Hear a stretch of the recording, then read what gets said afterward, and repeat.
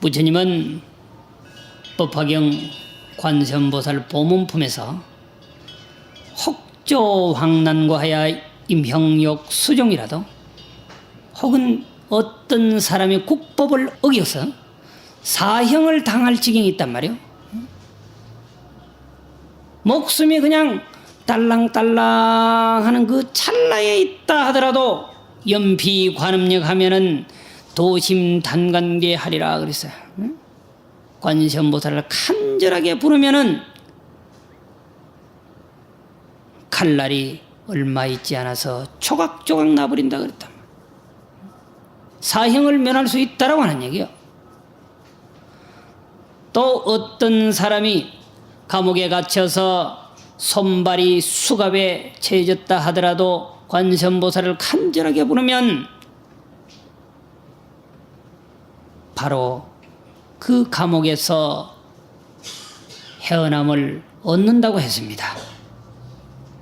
또 어떤 사람이 나를 저주하고 독약으로서 살해한다고 하는 마음을 먹고 나에게 토전해 온다 하더라도 내가 관세음보살을 간절하게 부르면 도리어 해를 가하려 했던 그 사람에게 해가 간다고 그랬어요.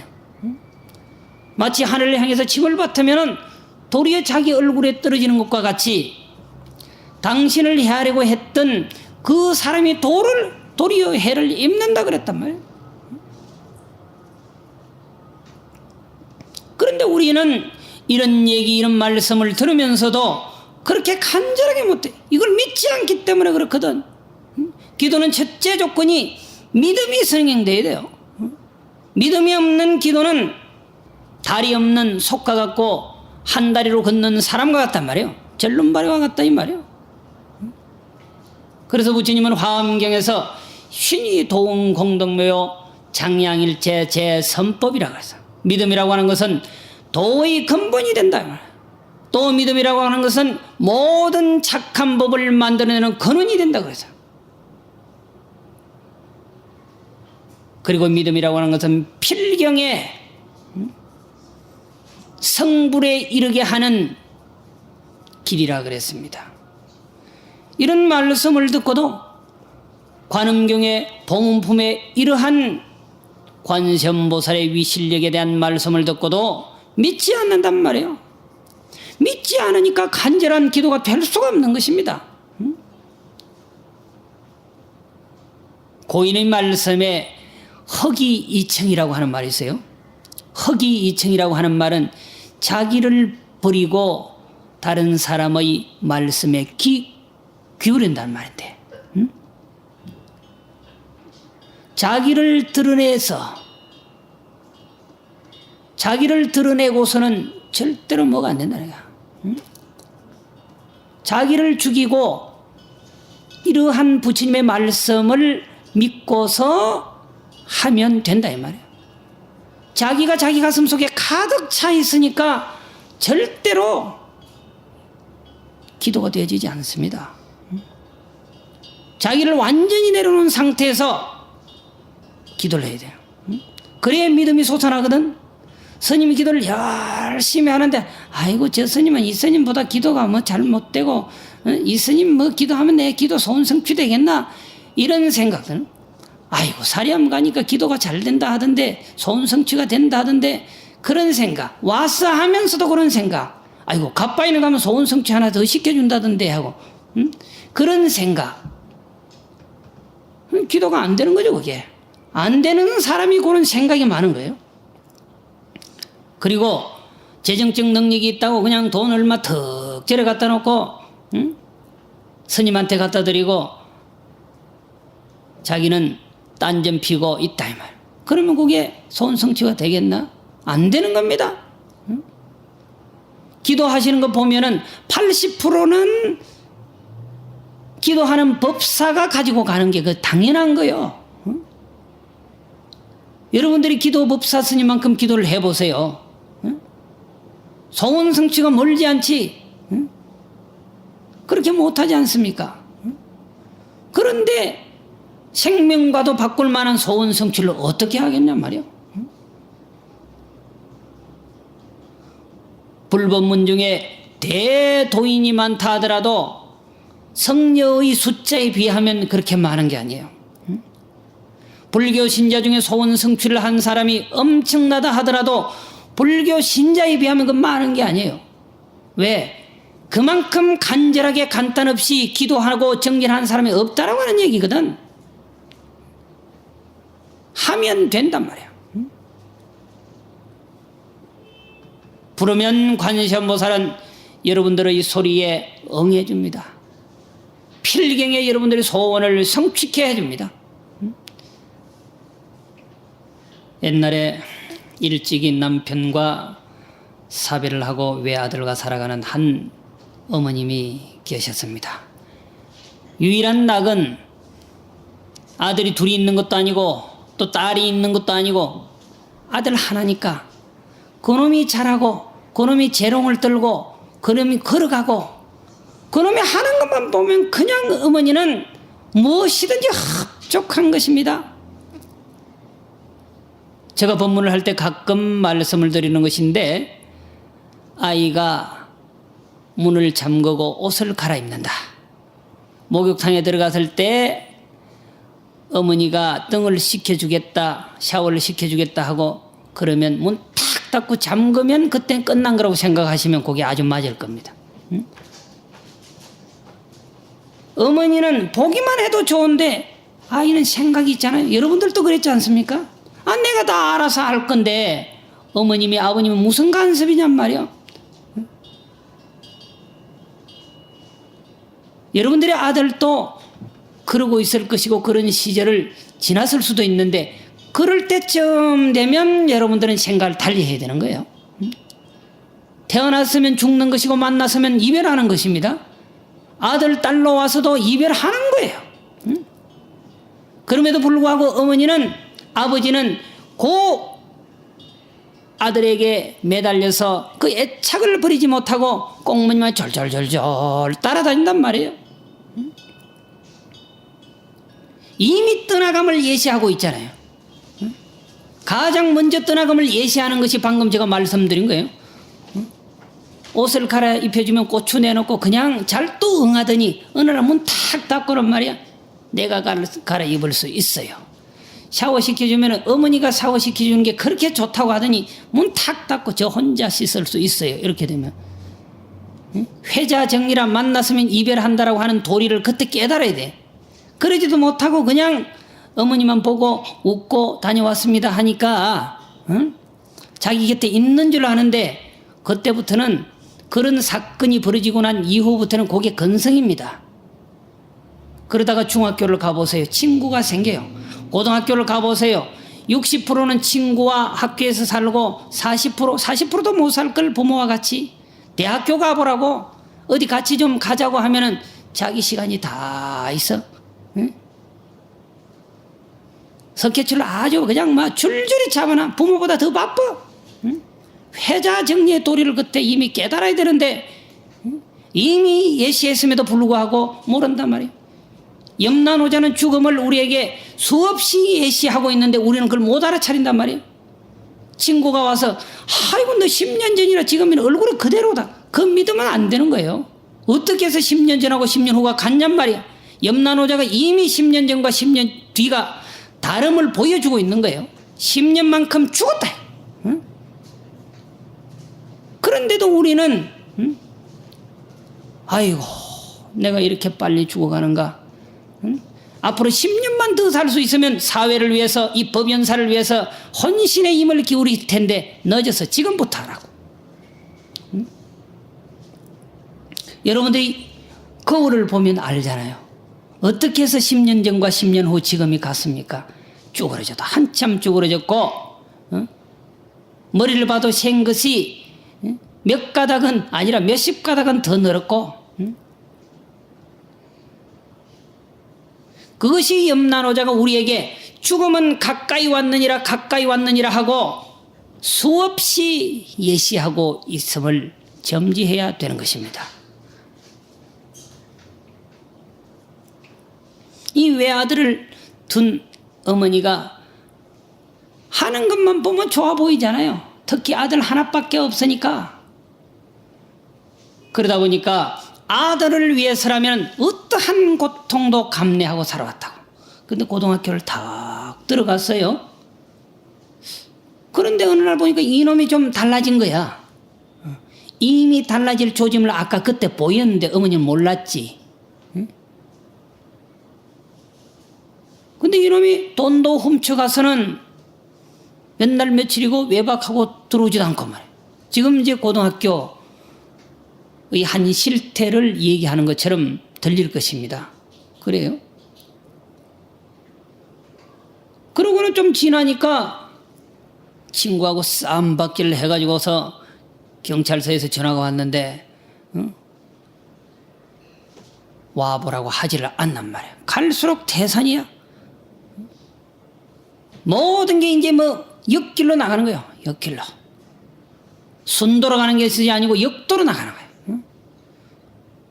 그렇게 좋아 보이던 놈이 이제는 보기가 서서히 싫어지는데 싫다고 어떻게 할 수 있나요? 근데 아주 저린 가슴으로 살아갈 수밖에. 고민과 번민에 이제 쌓여서 살아가는 게 어머니가 저놈 한 놈 보고 살아왔는데 저놈이 나를 배신해 말. 응? 통탄할 일이야. 죽으려고 해도 죽을 수도 없어. 응? 매일같이 여린 가슴으로 살아가다 보니까 병이 났을 거 아니에요. 이 일을 어떻게 하면 좋을까 생각하다가 당신이 다니는 절에 가서 스님한테 하소연을 했더니 스님인들 뭐 별 수 있나? 솔직하게. 그러니까 그 스님께서 하시는 말씀이 왜 자식의 잘못하는 모습만 보려 하느냐 그랬어. 그런데 이놈이 뭐 잘한 구석이 있어야 될 거 아니야.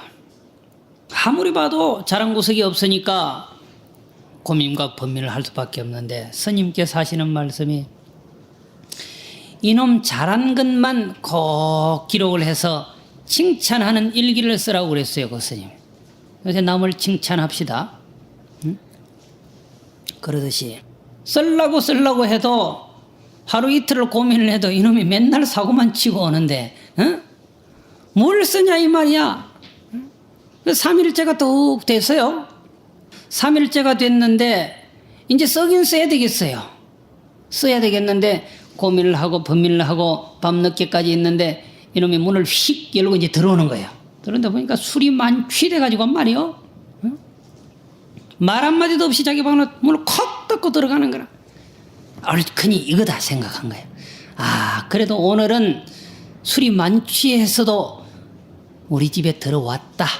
에? 이게 어제보다는 잘한 일이다. 어제는 술 먹고 띵깡 부리고 안 들어왔는데 그걸 딱 썼어요. 그렇게 쓰고 다음 날 보니까 다음 날은 옆집 아이는 사고를 쳐서 다리가 부러지고 팔이 부러졌는데 이놈 보니까 그런 일은 없거든. 아, 그래도 이놈은 그것만 해도 참 잘한 일이다 이렇게 생각하고 또 썼어. 또 며칠 지나면서 보니까 아침밥도 안 먹고 6시고 7시고 자던 놈이 그날 아침밥을 딱 먹는 거야. 야, 요거는 어제보다 좀 잘한 일이다 했었어. 그렇게 칭찬의 일기를 쓰기를 석 달을 했다는 겁니다. 석 달을 한 어느 날 이놈의 아들이 탁 와서 무릎을 꿇고는 어머니 용서를 해 주십시오. 그랬다는 거예요. 어머님의 칭찬의 일기가 성공한 셈입니다. 그 스님의 말씀 따라 칭찬의 일기를 썼던 것이 성공한 셈입니다. 만약에 가진 수단과 방법을 다 동원했는데도 성공을 못했다 이거예요. 방법이 없지 않습니까? 여러분들이 아프면 병원 갑니다. 병원에서 암이라고 선고를 내리세요. 방법이 없죠 이제. 병원에서 수술을 해도 불가능하다고 한다. 그럼 어떻게 하겠어요? 그때는 관세음보살 제발 내 좀 살려주십시오 하는 길밖에 없는 거예요. 그런 상황에서는 의술을 동원하면 잘 살면 5년이고 그렇지 않으면 1년 안에 다 죽어요. 차라리 그때는 칼을 동원하지 않고 의술을 동원하지 않고 부처님한테 매달리는 거예요. 부처님 한 번만 살려주십시오. 한 번만 살려주십시오. 그러란 말이에요. 제가 금산사 살 때 어떤 스님이 참 돈 때문에 스스로 공색함을 많이 느꼈던 것 같아요. 그래서 이 스님이 기도를 하면서 복권을 사기 시작했어. 근데 복권을 사놓고 기도를 해도 이놈에게 무슨 소원 성취가 안 되잖아. 부처님은 무력을 떠난 존재인데 나의 제자 그대는 무력을 떠나야지. 어떻게 복권을 사서 무력에 애착을 갖고 무력에 빠지느냐 하고 하면 소원 성취를 안 시켜준 것 같아. 그런데 이 스님이 그 참 대단해요. 나안전에서 기도를 했는데 이 실화입니다. 실화. 하루는 보니까 당신이 화가 굉장히 많이 났던 것 같아. 이 스님이. 그래가지고 나안전에 가서 불판이고 닭이고 막 다 때려 뽑은 거야. 내가 이 정도로 했으면 하나쯤은 붙여줘야지. 1등은 아니라도 한 3등쯤은 붙여줘야지 말이야. 기도할 필요가 없다는 거야. 부처가 영음이 없다. 나 아니면 무슨 영음이냐고 다 때려 부셔버려. 그래도 그 미련이 남았단 말이야. 시중을 차를 타고 가다가 마음먹은 정류장에 탁 내리면서 복권을 사요. 차를 타고 가다가 내키는 곳에 무조건 내려서 복권을 다 사는 거야. 그래 놓고 이제 또 엎은 건 계산도 안 하고 인간 같으면 그건 그날부터 끝났잖아. 근데 부처님이 자비롭단 말이야. 받아주는 거예요. 아이고 이 불쌍한 중생하고 받아준 것 같아. 올려놓고 기도를 했어요. 그런데 딱 붙어버린 거예요. 이게 1등이. 거짓말 아닙니다. 이거는. 응? 그래서 지금 금산사 주지스님이 상장가 그래요. 도영스님의 상장가 그런데 처음에 스텔라 딱 나왔을 때 까만 스텔라를 스님한테 딱 한 대 사드렸잖아요. 복권 당첨돼가지고 그때 600만 원인가 해서 그리고 좀 있으니까 자기가 포니2 딱 사버리더만 사갖고는 우리는 태워달라니까 안 태워줘. 그거 타고 싶으면 차를 한번 닦으라는 거야. 응? 그렇게 굴림을 하더라고. 소원 성취를 한 거야. 응? 믿을 것은 부처님밖에 없고 관세음보살밖에 없는 거예요. 그 스님 참 열심히 해서요. 안 되니까 때려 부셔버렸지. 열심히 안 한 사람이 기도 안 한 사람이 부셔봐. 그냥 나님이 가만히 두기나 목을 쳐버리겠지. 그래도 가상타. 그래 한번 붙여줄게. 응? 한번 붙여줄게. 그냥 한번 붙여줄게. 없고 그 이상 안 샀으면 그걸 끝이라. 그래도 또 믿고 하는 거야. 그래도 네가 나를 믿지. 그러면 부처님이 딱 붙여줬는데 1등을 붙여줬다. 그래서 그때 사는 대중에게 회식도 시켜주고 우리한테는 안 시켜주더만. 응? 그러니까 믿을 것은 부처님밖에 없는 거야. 천하에 무슨 빽이 대통령의 빽이 무슨 장관의 빽이 좋다 하더라도 불빽밖에 없는 거야. 부처님 빽이 최고야. 응? 사형선고 내린 사람 건져줄 사람은 부처님의 힘밖에 없단 말이야. 응? 이러한 마음으로 기도를 해야 기도 성취가 되지. 부처님 경전에 부처님이 분명히 그렇게 말씀을 했음에도 불구하고 믿지 않는 거예요. 응? 믿지 않는데 뭐가 기도가 돼? 기도가 안 되는데 무슨 소원 성취를 해? 응? 한 것만큼 성취는 되게 돼 있는 겁니다. 설사 오늘의 소원이 성취되지 않는다 하더라도 성취되어질 수 있는 인연은 딱 지어놓고 가는 거예요. 자, 합장하십시오. 친관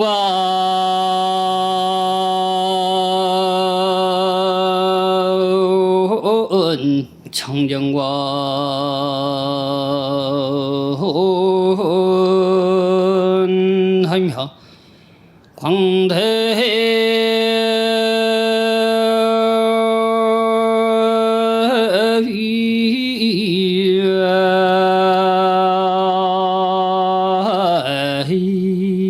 지회거 온이로다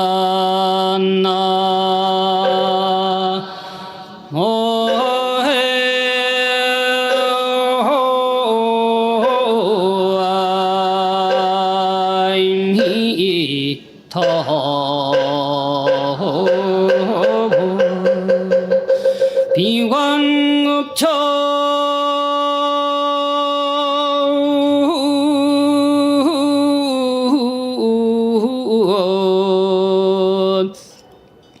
하나니 상헌서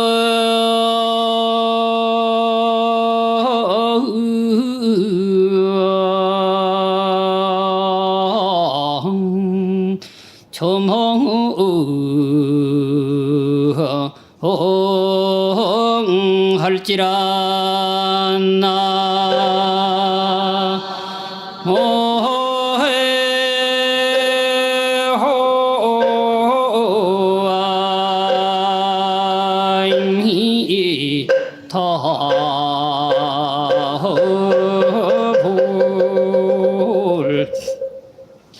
진관 청정관하며 관세음보살은 현실을 그대로 똑바로 본단 말이야.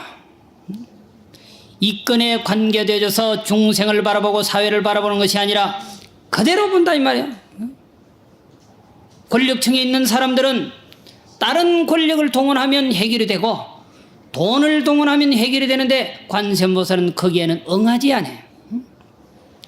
그대로 본단 말이야. 허리도 틀림없이 본단 말이야. 저울의 눈은 속일 수가 없어요. 광대 지혜관하며 광대한 지혜로서 중생을 바라보시며 비관급좌관하느니 자비로서 중생을 살피시나니 상운삼 처망할지라. 항상 발언하건대 영원히 관세음보살을 우러러 보아야 한다. 관세음보살을 칭찬하는 말씀이신데 관세음보살은 온 세상을 바라보고 지혜로 보시고 중생을 자비로 보십니다. 따라서 여러분들이 간절한 마음으로 간단 없이 기도하고 간단 없이 소원을 발언하면은 관세음보살은 우리 곁에서 여러분들의 소원 성취를 이끌어내게 하실 위대한 성자인 것입니다. 7일 동안 동지기도를 한다고 시작을 하신 분들도 계속 이어서 기도 성취가 이루어져야 그게 7일 기도가 끝난 것이지, 기도 성취가 이루어지지 아니했다면 아직 7일이 멀은 것입니다. 그런 마음을 가지고 기도를 하시면 분명히 관세음보살은 여러분들 곁에서 여러분들의 소원을 성취시켜 주실 것입니다.